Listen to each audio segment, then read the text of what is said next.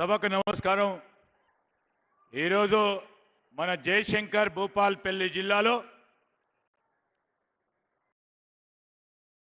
ఈనాటి కార్యక్రమానికి అధ్యక్షత వహిస్తా ఉన్న మీ అందరి ప్రియతమ నాయకులు, మీ అభిమాన నాయకులు, సహచర గౌరవ శాసనసభ్యులు గండ్ర సత్యనారాయణరావు గారు, అదేవిధంగా అనేక సందర్భాల్లో మన భూపాల్పల్లి జయశంకర్ జిల్లాకు సంబంధించి సందర్శించి ఆ రోజు పిసిసి అధ్యక్షుడిగా మళ్ళా ఈరోజు ముఖ్యమంత్రిగా మన ప్రాంతానికి మరొకసారి ఇచ్చేసిన మన గౌరవ ముఖ్యమంత్రి పెద్దలు రేవంత్ రెడ్డి గారు, అదేవిధంగా జిల్లా ఇన్ఛార్జ్ మంత్రివర్యులు సహచరులు గౌరవనీయులు శ్రీనివాస్ రెడ్డి గారు, గౌరవ దేవాదాయ శాఖ మంత్రివర్యులు సోదరిమణి కొండా సురేఖ గారు,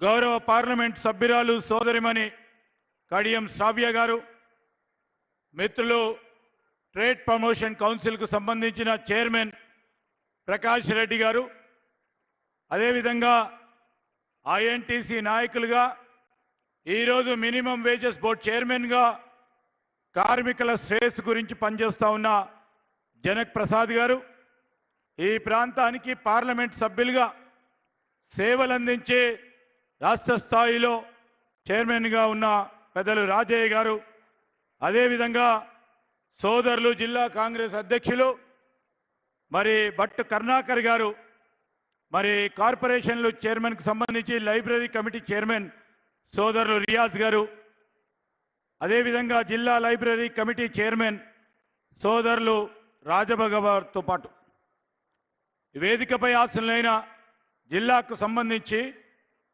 మరి కాంగ్రెస్ నాయకులు పెద్దలు, అటువైపున్న మా అక్కలు, చెల్లెలు, అన్నలు, తమ్ముళ్ళు, పాత్రికేయ మిత్రులందరికీ నమస్కారం। ఈరోజు మొదటగా గౌరవ ముఖ్యమంత్రి గారికి మన ప్రాంతాలకు సంబంధించి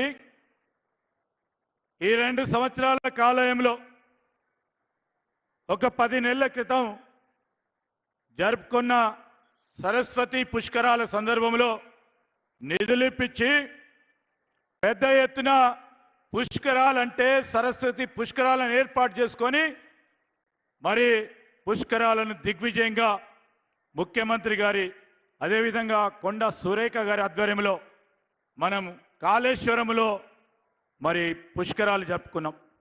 నిన్నగాక మొన్న ఎప్పుడు లేని విధంగా సమ్మక్క సారలమ్మ జాతరని కని విని ఎరగని రీతిలో ఈరోజు ఈ జిల్లా ములుగు జిల్లా, ఉమ్మడి వరంగల్ జిల్లాకు సంబంధించి పెద్ద ఎత్తున ముఖ్యమంత్రి గారి ప్రోద్బలంతో సమ్మక్క సారలమ్మ జాతరను చేసుకున్నాం।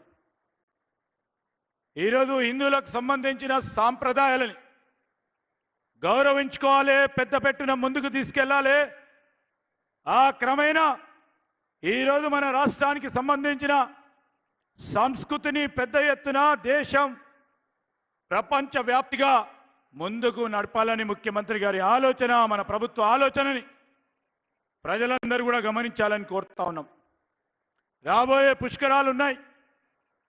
గోదావరి పుష్కరాల సందర్భంలో కూడా మొన్న ఈ మధ్యలో ముఖ్యమంత్రి గారు పెద్ద ఎత్తున మీటింగ్ ఏర్పాటు చేసుకొని మరి గోదావరి పుష్కరాలు కూడా దేశ స్థాయిలోనే కానీ విని ఎరగని రీతిలో చేయాలని ఒక ప్రణాళిక సిద్ధం కూడా చేసుకుంటా ఉన్నారు।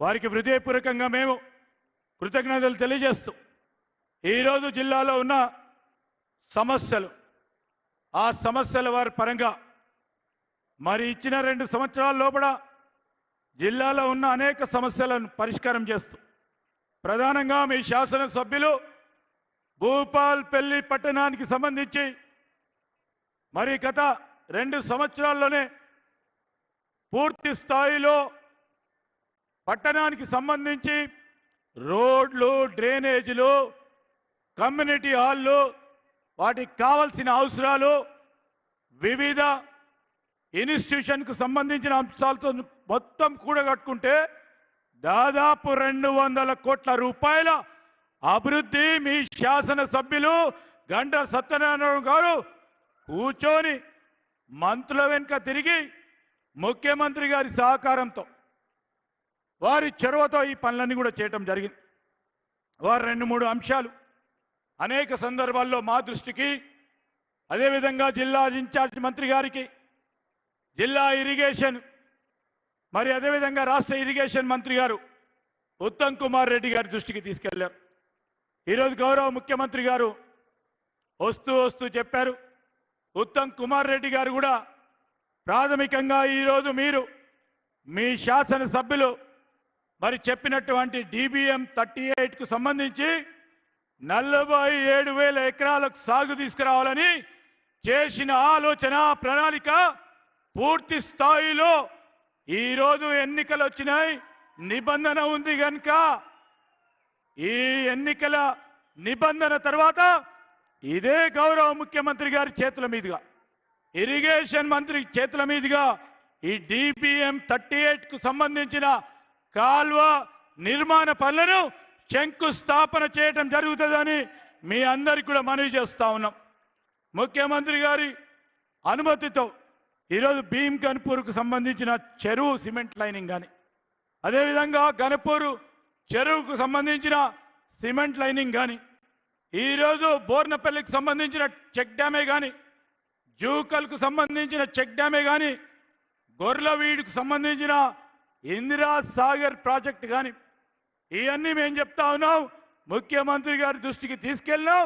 అతి త్వరలో కూడా వాటి శంకుస్థాపన కార్యక్రమాలు చేసి పనులు మొదలుపెట్టే కార్యక్రమం చేస్తామని కూడా మీ అందరికీ కూడా మనవి చేస్తా ఉన్నాం. ఈ సందర్భంలో మరి పక్కన ఉన్న గోదావరి ఆనాడు కాళేశ్వరం ప్రాజెక్టు కట్టినరు, ఏమైందో మీరే చూసిండ్రు. అటున్న చిన్న కాళేశ్వరం ప్రాజెక్టుకు సంబంధించి ఆ 5 మండలాలకు సంబంధించిన ప్రాజెక్టు పనులను నిలిపేసిండ్రు. 10 సంవత్సరాలు ఒక్క ఎకరం నీరు కూడా మన ప్రాంతం నుంచి నీరు తీసుకే ప్రయత్నం చేసిండ్రు. కానీ ఈ భూపాలపల్లి జిల్లాకి ఒక్క ఎకరం కూడా నీళ్ళు ఇచ్చే ప్రయత్నం చేయలే. ఇవన్నిటిని కూడా గౌరవ ముఖ్యమంత్రి గారు ప్రత్యేక శ్రద్ధతో పక్కనున్న గోదావరి నది జలాల ద్వారా ఈరోజు మన జిల్లాకు సంబంధించిన రైతాంగ సోదరులకు నీరు అందియాలని ఆలోచన చేస్తూ ఉన్నారు.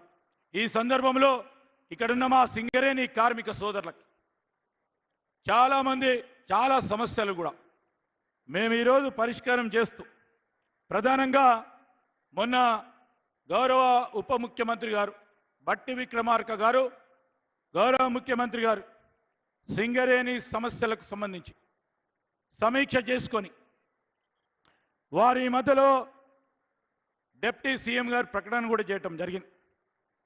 ఒకటి మీ అందరికీ తెలుసు, సింగరేణి కార్మికులకు సంబంధించి సొంత ఇంటి కళకు సంబంధించి ఏ విధంగానైతే మరి ఇతర గనులకు సంబంధించి కోల్ ఇండియాలో కానీ ఇతర గనులకు సంబంధించి మరి వారి అక్కడ తీసుకున్న నిర్ణయాలకు అనుగుణంగా మరి ఒక కమిటీని వేసి తప్పకుండా సింగరేణి కార్మికులకు సంబంధించి సొంత ఇంటి కళలకు సంబంధించిన అంశాన్ని తప్పకుండా పరిష్కారం చేస్తామని వారు తెలియజేయడం జరిగింది. పేరు మార్పు, అదేవిధంగా పేరు మార్పుకు సంబంధించి అలియాస్ అనే మార్పుకు సంబంధించి న్యాయ నిపుణులతో సూచన తీసుకుంటా ఉన్నారు. అతి త్వరలో నివేదిక అందిన తర్వాత సింగరేణి కార్మికులకు సంబంధించిన పేరు మార్పు విషయానికి సంబంధించి మరి ప్రభుత్వం కూడా సానుకూలతతో ఉందని ఈరోజు మీకు తెలియజేస్తా ఉన్నాం. మెడికల్ బోర్డుకు సంబంధించి చాలా అపోహలు సింగరేణి వ్యవస్థలో అనేక మంది, ప్రత్యేకంగా టీఆర్ఎస్ సంబంధించిన వారి యూనియన్ తప్పుదారి పట్టించే ప్రయత్నం చేస్తూ ఉంది. ఈరోజు మెడికల్ బోర్డు ఎప్పుడు ఆపలేదు. మెడికల్ బోర్డు ద్వారా ఈరోజు తీసుకోవాల్సిన మెడికల్ ఇన్వాలిడేషన్కి సంబంధించిన ఎంప్లాయీస్ని తీసుకునే క్రమంలో ఉన్నారు. ఇంకా వేగవంతంగా ఈ బోర్డును మరి ముందుకు తీసుకెళ్లే ప్రయత్నం కూడా చేయటం జరుగుతుందని మొన్న డిప్యూటీ సీఎం గారు కూడా ప్రస్తావన చేయటం జరిగిందని మీ అందరికీ కూడా తెలియజేస్తా ఉన్నాం. ఈ విషయంలో ఈ 4 అంశాలకు సంబంధించి ఎవరు కూడా సింగరేణి కార్మికుడు ఇబ్బంది పడొద్దు, మేమున్నాము, ఆ ప్రాంతాలకు సంబంధించిన గౌరవ మంత్రులు ఉన్నారు, వారందరి విషయంలో పరిష్కార మార్గం చూపెడతామని మేమందరికీ మనవి చేస్తూ, రేపు భూపాల్పల్లి మున్సిపల్ కౌన్సిల్ ఎన్నికలు జరుగుతూ ఉన్నాయి. 30 వార్డులు ఉన్నాయి మనకు. ఈ 30 వార్డులకు సంబంధించి రాబోయే కాలంలో మేము మీ శాసనసభ్యులు, జిల్లా ఇన్ఛార్జ్ మంత్రివర్యులు అందరం కూడా కలుసుకొని పెద్ద ఎత్తున ఈ మున్సిపాలిటీని ఆదర్శనీయంగా తీర్చిదిద్దే కార్యక్రమాన్ని చేపడుతున్న నేపథ్యంలో అందరం కూడా కలుసుకొని ఈ రాష్ట్ర ప్రభుత్వం చేపట్టిన అనేక అభివృద్ధి సంక్షేమ కార్యక్రమాలు ప్రజలకు వివరిస్తూ పెద్ద ఎత్తున గెలిపించే కార్యక్రమం చేయాలని మిత్రులందరినీ కూడా కోరుకుంటూ సెలవు తీసుకుంటున్నాను. జై హింద్, జై కాంగ్రెస్.